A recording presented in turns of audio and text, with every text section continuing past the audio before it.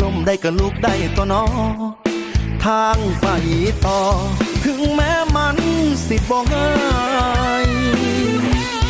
มองใดที่มันสะดุดให้เอิ้นมันว่าจุดเปลี่ยนให้เรารีบลงทะเบียนเรียนวิชาสู่ใหม่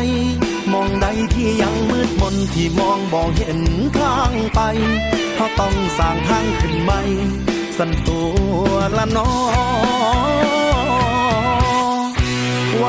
บ่ละน้องพร้อมสิกอดกองไปกับอ้ายบ่อ้ายสิพาเดินหน้าต่อถอดคำว่าต่อจากใจไหวบ่ละนางลุยบุกเส้นทางเป็นลุงเป็นบ่รสชาติชีวิตแสบคอแต่มันก็แสบสุดใจ